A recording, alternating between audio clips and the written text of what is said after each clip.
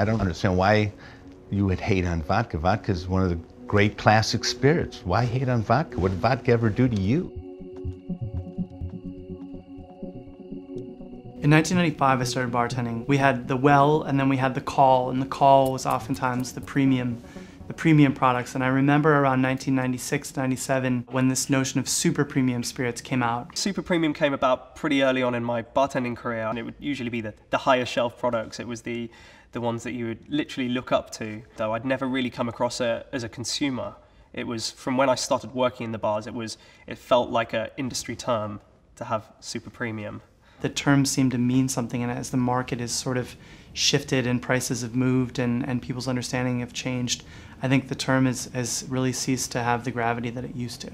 I absolutely think the term super premium is abused. It was abused out of the gate, and now it's super abused. I mean, now it's superfluous, it's everywhere. It's very, very vague. It seems to be like you can just price your vodka, whatever, and if your bottle's nice, you're super premium. Super premium to me is something that is expensive.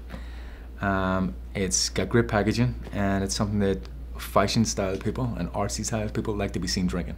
Pretty much everything at $500 a bottle falls into the super premium. So again, I think a lot of times people are buying trophies as opposed to really buying on an appreciation level. You know, you see these incredibly gussied up bottles. That kind of thing is an intense turnoff to me, but I'm sort of a purist. To me, it's what's inside the bottle that's most important. In '79, when Absolut launched, I think it was really a point where it started to change, well, really luxury consumption for people. It was very much in everybody's home, it was in arts, it was in media. It really kind of changed the way people kind of perceived kind of luxury consumption of spirits. It's hard to not be aware of how Absolut vodka affected spirits. I think my first memory of watching a bartender work involved walking into a bar and seeing them pull a bottle of Absolut vodka out of a freezer and see him work with it. It really created a premium spirit category.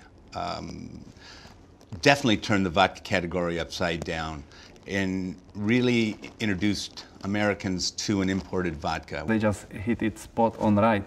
So they take the whole concept of vodka making from completely different angle, from packaging, from the way they made it, from the way they marketed it, and they priced it.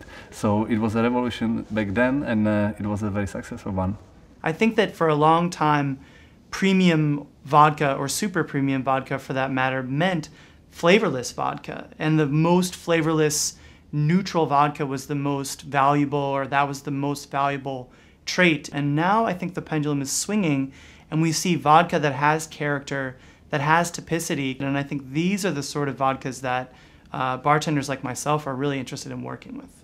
For a vodka to legitimately be considered super premium, to me, you would have to have everything from start to finish be of the highest caliber, of the greatest polish, of the greatest competence. Commitment to using only the finest ingredients. I'm looking for personality, I'm looking for strength. Are you sourcing your own grain? Are you buying neutral spirit? There's somebody behind that who knows, who's been at it for 40 years, who knows what they're doing. What grain are you using? Is it a mix of grains? Is it a single grain? Is it a single estate grain? The stills are of the very highest quality, the process has been thought out. These are all things that contribute, I think, to the price that you pay. If we don't educate people who are selling it or enjoying it on what differentiates vodka, premium vodka, super premium vodka, I think it's hard to justify the category. It's important for people to know where things come from. They want to know that it's created in a certain manner, it's created with care.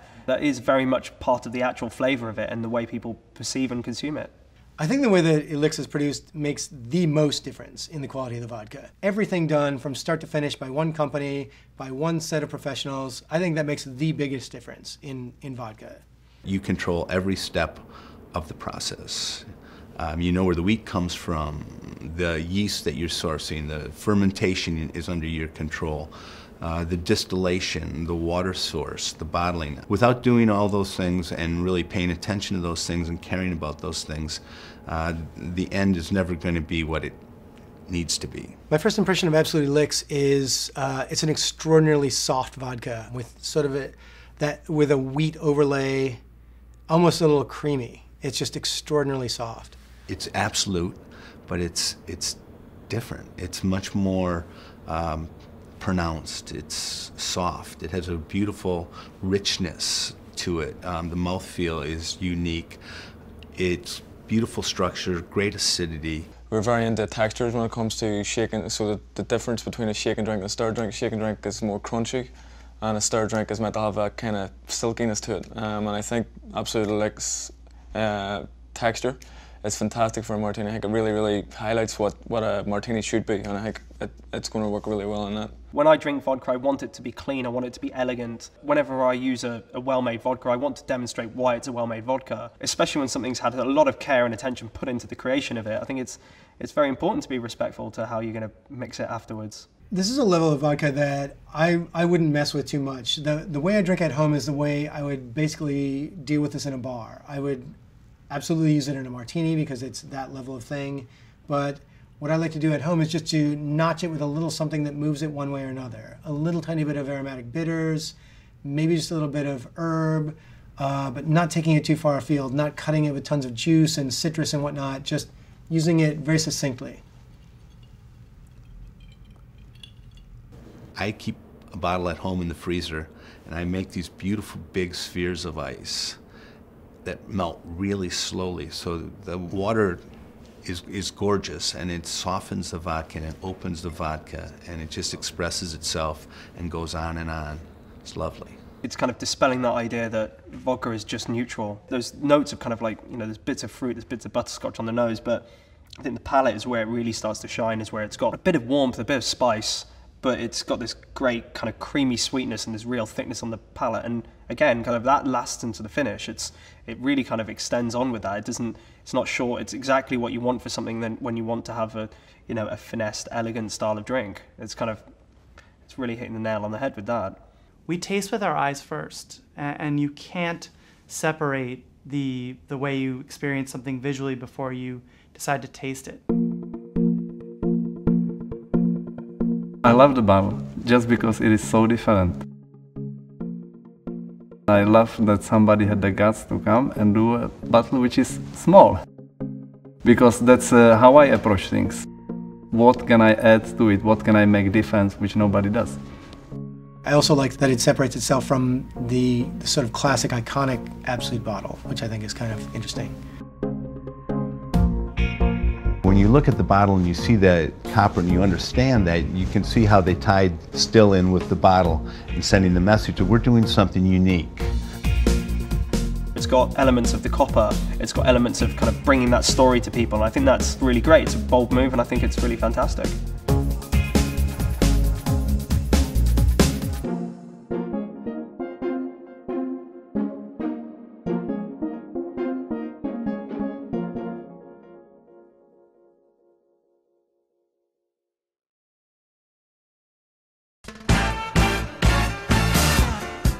It seems inconceivable these days to imagine life without a back bar adorned with premium vodkas of all shapes and sizes. But in 1979, when Absolut first launched in America, the world was a very different place. Cocktails tended to be either creamy or blue, shots tended to be tequila, and the premium spirits category just didn't exist. Then along came this little vodka from Sweden and pioneered a brand new category, the premium spirits category. But what was truly revolutionary about Absolut was the way they concentrated their efforts on cocktails, bars, and bartenders.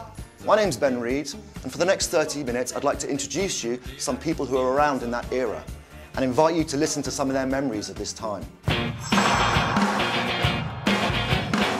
Even working in the 70s as a bartender, already vodka had chiseled a very large piece of the back bar. People chose vodka because it was easy to drink, easy to use. We wanted a clear canvas, so obviously the vodka was the perfect spirit and ingredient. You can bring flavours onto it, and that's what it picks things up. You got a very pure taste. If you want to put peach in it, you got peach. I think vodka was the spirit of the 80s and 90s because of Absolut. Agreed. A girl walked out of town on a winter's night. 20 years ago, vodka took over, but nobody would order one without saying, oh, it's got to be Absolut. Absolut was a phenomenon such like we'd never seen before. The only thing that was basically drunk at the bar was Absolut vodka. There was nothing else. It was the catalyst of the vodka market today. Probably hands down the best ad campaign in the history of spirits. The advertising campaigns captured everybody's imagination. Starting with Andy Warhol and then working his way through every major artist in the world. The absolute perfection, the first ads. Vodka went from being, 40% sales to 70%. And the story behind it, about how it was created.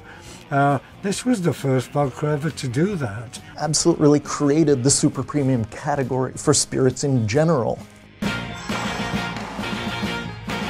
confidence of the brand is something quite spectacular, and also it expressed individuality of people who drank Absolut.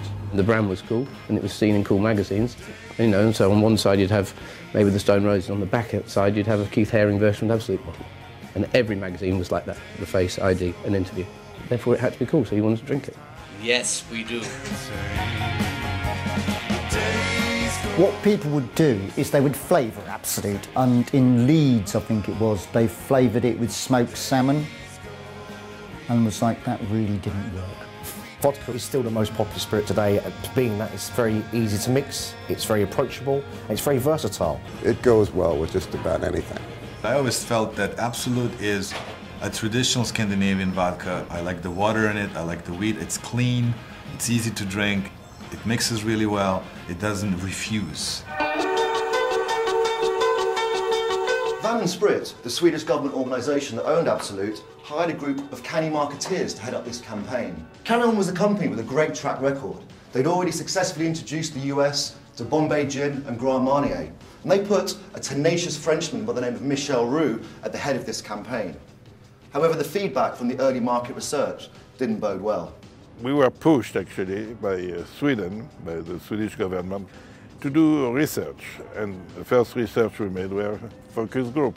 What came out of every one of these focus group was a negativity with the product itself, because people were not used to this new packaging.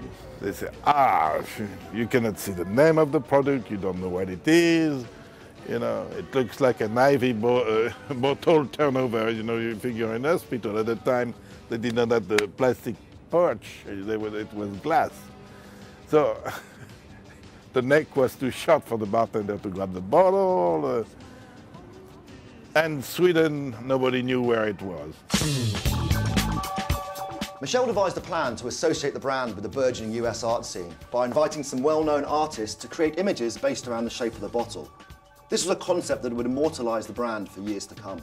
We started these campaigns, which started with visual art. Of course, Warhol was one of the first ones. It's like Warhol made the brand. I said, Warhol never made the brand. Andy Warhol was not drinking. Andy Warhol was using Absolut as a perfume. I'm serious. He would go and put some Absolut in there, his forearms. He was a strange guy, My name is Andy Warhol, and I just finished eating a hamburger. The ads were becoming more and more revolutionary. Concepts that we're familiar today were born of that era. Absolut even found a way to contravene the tight US restrictions on advertising alcohol on television. We were the first one to put talking ads in magazines when you were opening it. We were the first one to put lighted ads. We had the first moving ads in a magazine, snow falling, The ad costs a lot to create, and it fulfills the aim of being eye-catching.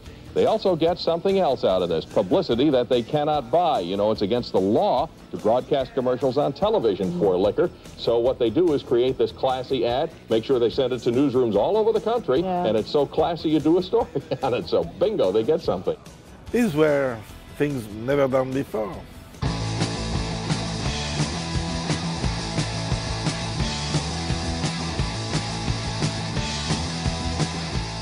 In the 80s, the New York cocktail scene was just starting to find its feet again after a few decades in the doldrums. New York was blowing up in the 80s after having lain fallow for, the 70s were kind of tragic in New York, but the 80s were sort of the go-go years, and I came at the sort of end of the 80s. I began bartending at the Odeon down in Tribeca right away.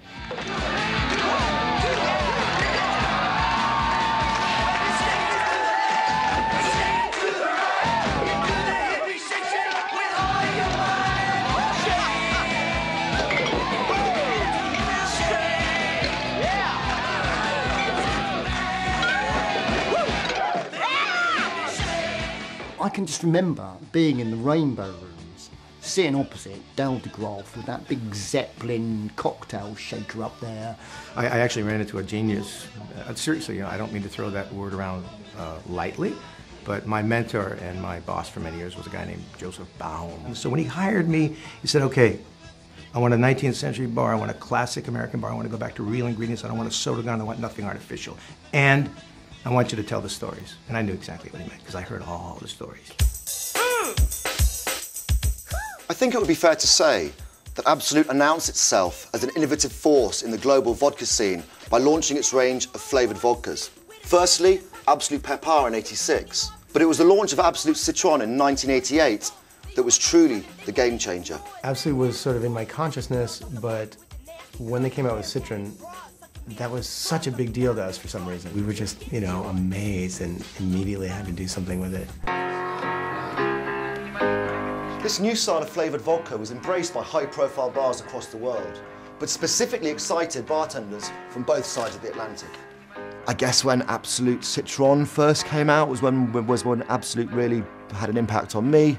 This coincided with the Cosmopolitan coming out. We then started playing with the flavours. I think that probably Absolut was the first contemporary flavoured vodka that we stocked at the Met Bar, with the pepper flavours and the citron and the currant. And it was as a result of this buzz and the ensuing creativity that one of the great modern classics was created. Although global cocktail menu domination was far from the forefront of the mind of the creator of the Cosmopolitan. We were fascinated with Absolut Citron. It had just come out, and for some reason we just thought it was just the coolest thing. I thought, I'll use that. Cointreau. I mean, I literally just made a sour. You know, though I hate to admit it, I really just made it as a drink for the waitresses. Because it was pink and it was pretty, and I thought, you know, the girls will like this.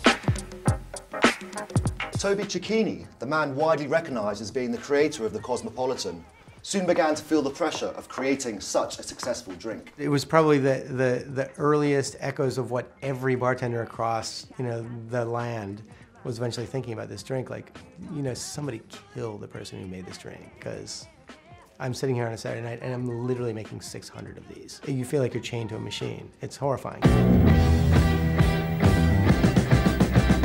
London calling to the faraway towns. Now war is declared and battle come down. London calling to the underworld. Come out of the cupboard, you boys and girls. The glamour and sophistication that had become associated with the brand in New York made a huge impact on London bartenders and consumers alike in the early 90s. And for the first time, UK drinkers started a brand called their vodka. When I first came across Absolut, me personally, it wasn't just here's a bottle of Absolut, it was the package, its art, its glamour, and somehow for me the product came secondary because it was vodka, and we all use vodka, and then you realise actually it's quite a good vodka. There we were with bottles of Absolut, but everybody wanted it. It was the first time I'd come across a brand that everybody wanted. They all wanted to drink it, be associated with it. For me it was very aspirational, and it was definitely about New York, even more so than Sweden. Initially it was about excitement and glamour in New York.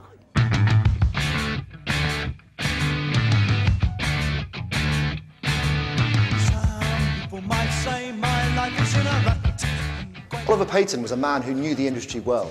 He realised that for Absolut to stay at the top of the pack, it would have to continue to be a groundbreaking brand. The key for me was to get visibility behind the bar. I mean, that was absolutely critical. We designed and created these bar top fridges. You were able to look into the fridge and you would see vodka, you would see Absolut, and you know, it would give you an impression. So it was frozen. You didn't have any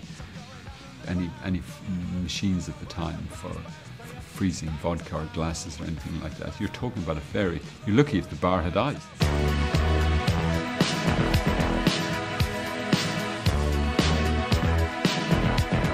Perhaps the most important decision made by Absolut was to start recognising the bartender as the most important factor in the equation. After all, it was the bartender that influenced the customer and sold their brand. Absolut was the first to recognise the bartender as being really key, to incentivise the bartender. Also, in terms of the people who were working behind the brand, they had some very creative ideas to get the message through the bartender and to the consumer, to the customer. They pioneered that, and I think a lot of people have used what they did as a kind of a blueprint for their work today. As archaic as this may seem today, there was no such thing as the internet or Facebook back in those days. There was no way for bartenders to interact and exchange ideas. Typically, it was Absolut that found a way of breaking down these communication barriers. It's okay getting Absolut into a bar, but if it goes under the counter, nobody can see it. What's the point of it? So we had a lot to do to build awareness of that. You know, we started things like cocktail competitions. I mean, I know that sounds quite old hat now, but a cocktail competition was a very unique idea at the time, you know, because there wasn't really a big cocktail culture in London. I think one of the great successes of Absolut in Britain was they did this thing called like the Absolut Roadshows. So I got to go all around Britain with Absolut and visit, you know, Brighton, Edinburgh, Manchester, Liverpool. Really, Absolut changed the shape of Britain bartending wise, because you would get to go and meet all these people, you'd get to go to all these venues and they're all really pleased to see you, and it kind of, nobody's done that, and when you start doing that, you start linking up Britain, and Absolut just rode straight into that because it was a stylish brand, sat on the back of the bar and everybody wanted to have it.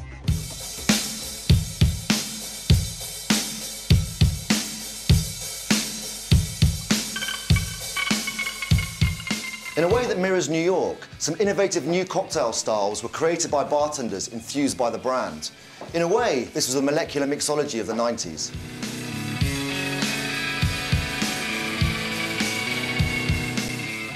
The key drink that I think changed a lot of how we make drinks today was the fresh fruit martini. Dick and the boys at the Met Bar were doing that, and you know, it was a simple thing of going, well, we've got good vodka and we've got good fruit and we want to start using fresh ingredients in our cocktails. Putting the two together was a really simple equation, but no one had really done it before. And then as soon as we had seen those guys do it, it was like, what can we put in a Boston glass and crush and shake, and suddenly you've got, yeah, so many different variants of this fruit martini, and it was Absolut that really pioneered that.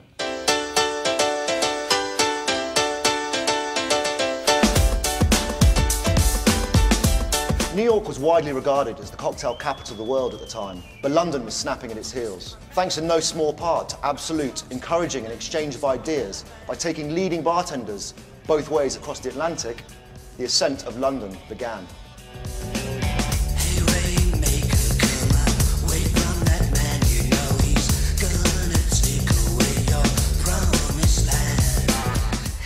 Absolut did sort of like introduce, they were like the communication system between New York and London. They filtered ideas back from New York. We went and visited New York for the first time. It was the first time any bartender, I think, had ever been to New York to see what people were doing in bars over there. The actual crossover of ideas between us had previously before had been word of mouth, a customer coming over saying, hey, there's this drink called this and they make it in New York. What the hell's in it? I'll try for you. But then we went over there and they showed you how to make it. You come back, now you can make it. So it's this crossover thing. Some people say there was a crossover of stuff coming from Britain to New York, but I don't know. That's not my field. I don't know what they learned from New York. I'm glad if they did, but I think they learned the espresso martini off me. Did they do it? Because I had read about the rise of cocktail culture in London, and Audrey Saunders and people like that have been saying, you know what, London is way ahead of us in terms of cocktails, and I just thought, you've got to be kidding me. And I was just furious about that. So when I came, I was like, this is absurd. And I left defeated. It just went from place to place to place to place, utterly blown away. I mean, I just thought, I've never seen anything like this in my life. These bartenders are so incredibly honed, they're so passionate, they're so driven, they're so well read that, you know, I had kids, 20-year-old kids coming up to me asking me about different versions of drinks that Jerry Thomas wrote about in his, you know, 1862 book versus his 1870 book, and, you know, did I like this version or that version? Do I do my Satan's whiskers curled or straight? And I just thought, you know what, you win. I mean, this is amazing. Of course, with huge popularity comes a backlash. And these days, vodka bashing seems to be a popular pastime amongst so-called leading bartenders. Strangely, these bartenders have begun to question the relevance of vodka in the modern cocktail climate. I've always maintained that this is utterly silly, this whole sort of backlash against vodka, that, you know, supposedly, you know, cutting-edge bartenders, you're supposed to hate vodka and whatnot. This is an entire category of spirit, which, if you really have studied the history of spirits, everything came from. I mean, it's aqua vitae, and different iterations of it grew from different cultures. You took that same base product and, you know, in Russia and Poland, that was, you know, the crux of it. It's quite odd, the knocking of vodka that happened. It still has this relevance because it's not going to affect the flavour of your drink as much. You'll be able to make drinks that taste great from the things that go into them. But also, you know, vodka does have flavour. I can sit around and drink different vodkas and tell you which ones are which. What you really want to do is make sure you're drinking good vodka. So yeah, it has a relevance now. Most bars sell more vodka than they sell anything else. And that's from customer choice. Customers like vodka.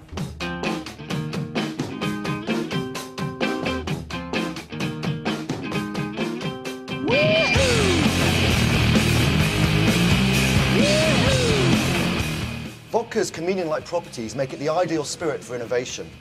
Drawing on a historic relationship with the industry and a culture of creativity, Absolut have created a range designed specifically to meet the needs of today's bartender. As you've seen, Absolut has a rich history of engaging with the bartender community, and it's with this in mind that we felt now was the time to create something relevant for the modern bartender of today. With the launch of Absolut Craft, we wanted to create the same buzz and excitement that we created way back in 1988 with the launch of Absolut Citron. We believe that the Absolut Craft range will bring a new dimension to flavoured vodka and push the limits on what you can achieve through flavour. I feel incredibly privileged to have been asked by such an iconic brand as Absolut to create a range of products for bartenders. I deliberately set out to create a range of very complex flavours using combinations of both macerates and distillates. I hope you enjoy working with them as much as I've enjoyed creating them. So, Absolut was there at the start of the modern cocktail renaissance. Its packaging was and still is iconic. The advertising, groundbreaking. But most importantly to us bartenders, what's inside the bottle delivered then and continues to deliver today. It was always iconic to a certain type of person because it wasn't like other vodka bottles. It wasn't like other spirit bottles. You know, customers are not stupid. There's an inherent quality to Absolut, which some other products don't deliver. I think when you sometimes have a cool bit of packaging, the product doesn't deliver, but Absolut delivers on the promise.